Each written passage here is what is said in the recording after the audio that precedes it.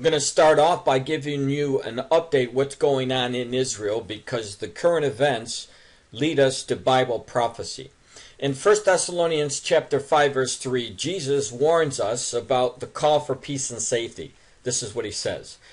For when they shall say peace and safety, then sudden destruction cometh upon them as travail upon a woman with child, and they shall not escape. I'll be connecting other prophecies for you as well. Now keep in mind that Zechariah warned us about Jerusalem. Look what he warned us in Zechariah chapter 12 verses 2 and 3. Behold, I will make Jerusalem a cup of trembling unto all the people round about. And when they shall be in the siege both against Judah and against Jerusalem, and in that day will I make Jerusalem a burdensome stone for all people.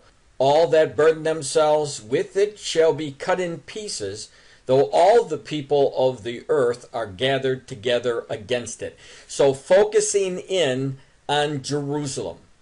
And of course, what is in Jerusalem? The most holy site for the Jews, which is the Temple Mount area. And it is also the third most holy site for the Muslims, the Al-Aqsa Mosque.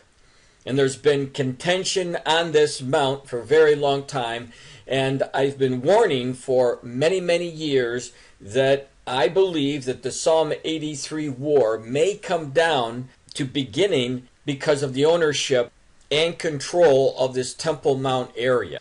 Now, just so that you remember, we see in the Psalm 83 war that Jordan is going to be involved in it. These are the people that are listed in the Psalm 83 war against Israel. And you see the red arrows pointing to exactly who they are. And you'll see three cases there where they're mentioned: the northern Jordanians, central and southern Jordanians. And of course, we also see Philistina, which is the modern-day Palestinians who are in the Gaza Strip, headed by Ahmad Abbas. Now, concerning the events that just took place on the Temple Mount and are still taking place today, I added this to my book. The atmosphere between Jordan and Israel took a turn for the worst October 2014. On Thursday, October the 30th, 2014, the Temple Mount Institute director, Rabbi Yehuda Glick, was shot 3 times by a terrorist, Mu'taz Hijazi. Before shooting Rabbi Glick, Hijazi asked Glick his name to make sure it was the director of the Temple Mount Institute. When the rabbi confirmed who he was, Hijazi shot him. Rabbi Glick has been the lead man in pushing the Israeli government to change the status quo in the Temple Mount. Glick has been working not only to allow the Jews full access to pray in the Temple Mount, but to rebuild the third Jewish temple. After Glick was shot, the Israeli government closed off the Temple Mount to the Muslims. The Temple Mount was reopened again later Friday, but more rioting on the Temple Mount broke out on November the 5th, 2014. As a result, Israel sent in the police, and when this happened, Jordan, who has been running the day-to-day operations on the Mount, lashed out at Israel. I quote from a report entitled, "Jordan Withdraws Ambassador to Israel Over Temple Mount." Jordan has withdrawn its ambassador to Israel, citing clashes on the Temple Mount. Prime Minister Abdul Nasser asked the foreign minister to recall the Jordanian ambassador from Tel Aviv to protest at Israel's escalation on the Al-Aqsa Mosque compound, the Petra News Agency reported. IsraeliNationalNews.com, November the 5th, 2014. Jordan's status as custodian on the Temple Mount, Judaism's holiest site, and elsewhere in Jerusalem is enshrined in its 1994 peace treaty with the Jewish state, a treaty some Jordanian officials have ironically been calling to revoke. The only 2 Arab nations to ever sign peace treaties with Israel have been Egypt and Jordan. Egypt's peace treaty broke down with the election of Mohammed Morsi, who is an enemy of Israel, and now Jordan, who has already recalled the ambassador, is next to scrap their peace treaty. Since Jordan is named in the attack against Israel in the Psalm 83 prophecy, it only stands to reason the current peace treaty between Israel and Jordan will fall apart. So I'm breaking it down. October the 30th, 2014, Jordan threatens to revoke the peace treaty over the Temple Mount. And Zechariah warned that Jerusalem would be the burdensome stone, and without a doubt that it is, where the holiest places are in Jerusalem. And then on November the 5th, 2014, the Jordanians, they withdrew the ambassador to Israel over the Temple Mount. So the tensions on the Mount are leading to the direction where the peace treaty is going to fall apart between Jordan and Israel, just the way it did with Egypt, leading to the Psalm 83 war. Where is all this leading to? Well, obviously there's going to be more contention on the Temple Mount area between the Palestinians and the Israelis over full ownership of this area, over allowing the Jews to pray in the Temple Mount or keep the status quo. And we know, according to the scriptures, that eventually what's going to happen is the temple will be rebuilt. So the news that you're watching currently is heading on the road leading to fulfill the Bible prophecy that Jesus warned about. Now, I've been warning as many people as I can, telling them that the Jews are going to be praying on the Temple Mount, just like the Muslims. They are not going to be barred much longer from the Temple Mount area like they have been. And now after Rabbi Glick was shot, look what's taking place, the push for prayer on the Temple Mount. Watch this video. I'll read it for you for the subtitle. It says, "The reality must change. Jewish prayers must be heard on this mount."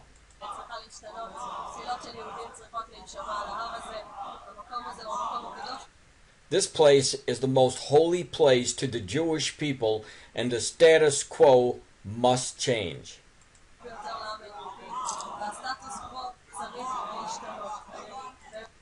I'm here today to order and act this change together with additional allies in the government.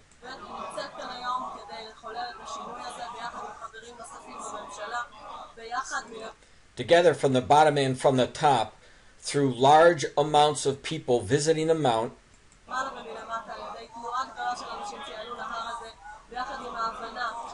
together with the understanding that as long as Jews are threatened for just visiting this place,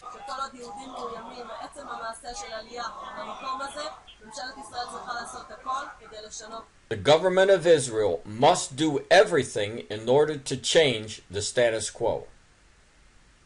Now, the person who was making this announcement there is the Deputy Transportation Minister, Trapizi Hutovli, and she made this on Tuesday. So the warnings that I've been giving are actually taking place step by step, just like I thought they would happen. Let me show you one of my warnings that I posted at my website that you see at the top of the screen. On November the 22nd, 2013, I was telling you what was going to happen in the near future.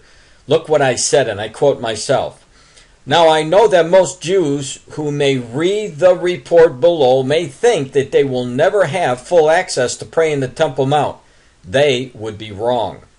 In my past post, I have shown you there is a movement going on in Israel today by high Israeli officials to allow the Jews to access the Temple Mount area. Anyone who is reading this post and does not believe, all I can tell you is watch and see for yourself what happens. When you are an eyewitness to the Jews being able to pray on the Temple Mount, you will know the next phase is coming, the temple." Jordan says it is going to make a formal complaint with the UN Security Council over Israeli actions in Jerusalem, Al-Quds, and its holy sites. The Jordanian Prime Minister has ordered the country's delegation of the UN to lodge an official complaint with the Security Council. Oman has also recalled its ambassador to Tel Aviv in protest of what it described as Israeli violations in Jerusalem, Al-Quds, and holy sites. Reports say the decision follows Israel's increasing aggression in the Noble Sanctuary. The Noble Sanctuary is the Islamic description of the compound housing Islam's third holiest site, the Al-Aqsa Mosque, as well as the Dome of the Rock. And this is why we should be very, very interested in what's going on, particularly when it goes on the Temple Mount. We need to keep on the watch like the Lord told us to. The Palestinian leadership plans to turn to the UN Security Council following renewed rioting at the Temple Mount Wednesday. A spokesman for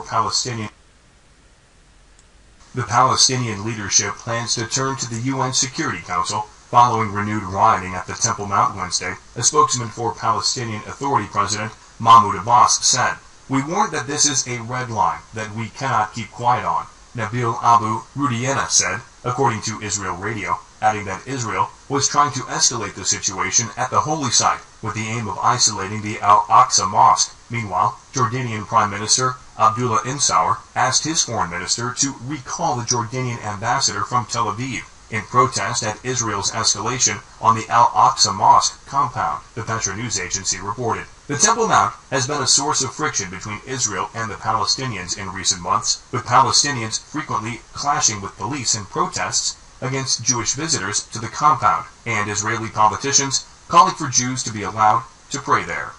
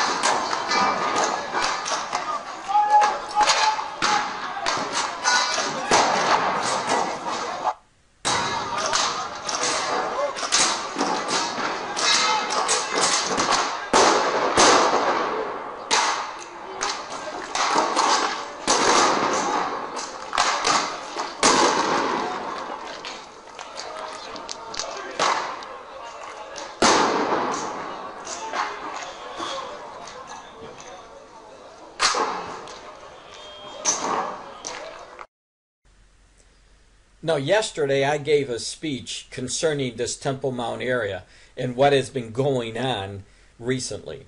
And I asked the question, how many people think that a third temple being established in Jerusalem is a good thing? And I asked people to raise their hands. You'd be surprised how many people actually raise your hand.